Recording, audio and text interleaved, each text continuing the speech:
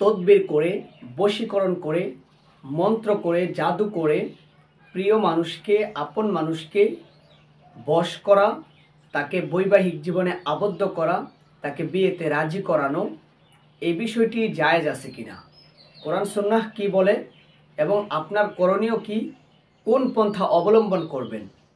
দিনী ভাই ও বোনেরা, অনেক সময় দেখা যায় অনেকেই অনেকের কাছে শরণাপন্ন হন, আমাদেরকে মেসেজ করেন, ফোন করেন যে হুজুর আমাকে অমুক ছেলেকে বশ করে দেন, অমুক মেয়েকে আমার বশীভূত করে দেন, আমি যেন তাকে বৈবাহিক জীবনে আবদ্ধ করতে পারি।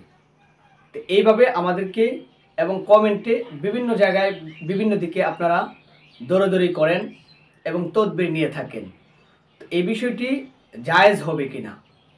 দিনী ভাই ও বোনেরা, একটা বিষয় আপনাদেরকে বলি, আপনাকে যদি আপনার প্রিয় মানুষকে পেতে চান, আপনি তদবির করে, বশীকরণ করে করতে পারবেন কিনা, তাকে বশ করতে পারবেন কিনা। তো এটা আপনাকে অবশ্যই একটা শর্ত লাগাইতে হবে, শর্ত সহকারে আপনার কাজটা করতে হবে। দেখবেন আমরা প্রত্যেকটি ভিডিওতে এই কথা বলি, যদি আল্লাহ আপনার জন্য এটার মধ্যে ভালাই থাকে এবং মঙ্গলজনক থাকে তবে আল্লাহ আপনাকে দান করবেন।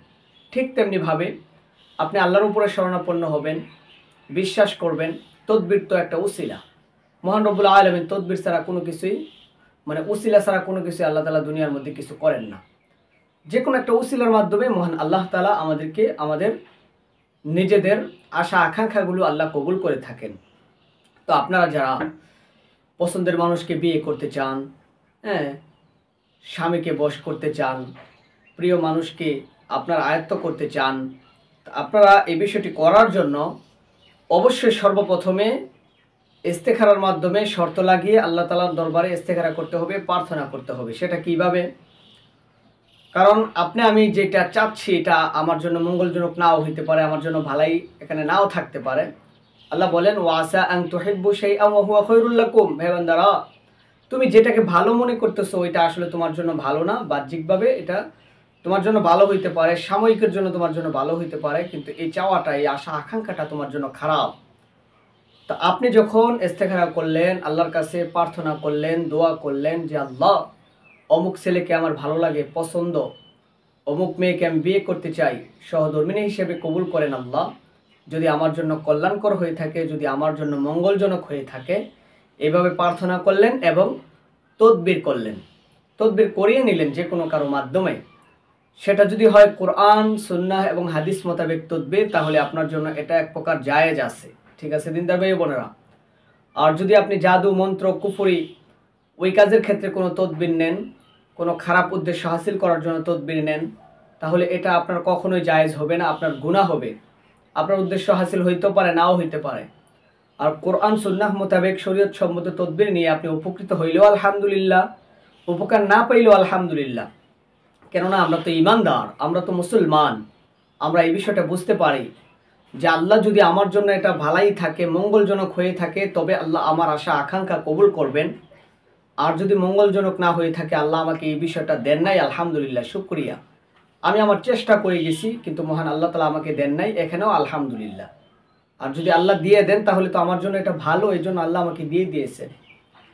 তো আপনি কোনো খারাপ উদ্দেশ্য হাসিল করার জন্য, আপনার নিজের আয়ত্ত করার জন্য আপনি নাজায়েজভাবে জাদু মন্ত্র কুফর শিরকের মধ্যে লিপ্ত হইলেন, ওইটা তো আপনি কোনোভাবেই জায়েজ হবে না এবং আপনার প্রকৃত সুন্দর গড়া ইমানটাকে আপনি নষ্ট করে দিলেন দুনিয়ার কিছু জিনিসের জন্য, দুনিয়ার কিছু বস্তুর জন্য। তো দিনদার ভাই ও বোনেরা, আমি আশা করি আপনাদেরকে বুঝাইতে পারছি। যদি কোরআন সুন্নাহ মোতাবেক শরীয়ত সম্মত তদবির হয়ে থাকে, ওই তদবির ইস্তেখারার মাধ্যমে শর্ত আরোপ করে প্রিয় মানুষকে বাধ্য করে বৈবাহিক জীবনে আবদ্ধ করা, তাকে বশ করা আপনার জন্য জায়েজ হবে কোরআন সুন্নাহ মোতাবেক কবজ নিয়ে তদবির করে। ঠিক আছে।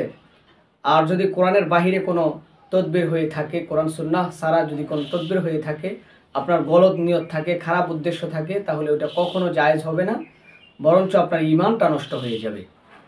আশা করি আপনাদেরকে এই বিষয়টি বুঝাতে পারছি। যদি ভালো লাগে আমাদের সাথেই থাকবেন। দিনী ভাই বোনেরা, সবসময় একটা কথা বলি, ভালোবাসা মহাব্বত এই বিষয়টি আসলে ভালো, আল্লাহ প্রদত্ত একটা রহমতের মাধ্যমে হয়ে থাকে। এটা যেন বৈবাহিক জীবনে রূপ নেয়। এরকম যেন না হয় যে খারাপ কাজে নিয়োজিত হয়ে গেলেন, জেনায় লিপ্ত হয়ে গেলেন, অপকর্মে লিপ্ত হয়ে গেলেন, আল্লাহ প্রদত্ত রহমত থেকে বঞ্চিত হয়ে গেলেন। এইটা যদি হয়, আল্লাহর কাছে অবশ্যই জবাবদিহিতা করতে হবে। আর এর প্রতিফলন দুনিয়ার মধ্যেই ভোগ করতেছে অনেক মানুষ। দেখবেন ওই ছেলেটা তাকে রেখে চলে যায়, মেয়ে আর তাকে বিয়ে করতে রাজি হয় না, সে রাত্রে দিনে ঘুমাইতে পারে না, কিভাবে কি করবে বুঝতে পারে না, এদিকে সেদিকে দৌড়াদৌড়ি পেরেশানি দিয়া ভরপুর হয়ে যায়। তা আপনার বিষয়টা যদি শর্ত আরোপ করে আল্লাহর কাছে চেয়ে আপনারা অতি বিলম্ব না করে অতি তাড়াতাড়ি পারিবারিক মাধ্যমে আপনারা বিয়ের মধ্যে রাজি হয়ে যেতেন, আগায় যেতে পারতেন, তাহলে এটার মধ্যে একটা রহমত এবং বরকত আসতো। তো যারা এই সমস্ত খারাপ কাজে নিয়োজিত হয়ে বা প্রেম ভালোবাসায় মগ্ন হয়ে আপনারা অতিষ্ঠ হয়ে গেছেন, নিজের জীবনকে শেষ করে দিতে যাচ্ছেন, আমাদের এই চ্যানেলের মধ্যে প্রতিনিয়ত ইসলামিক শরিয়া মোতাবেক ইমানকে ঠিক রাখার জন্য বিভিন্ন তদবিরাতগুলো আপনাদেরকে দেওয়া হয়। আপনারা ওই আমলগুলো করতে পারেন।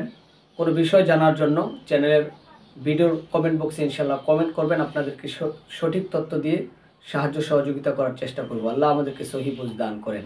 আমিন।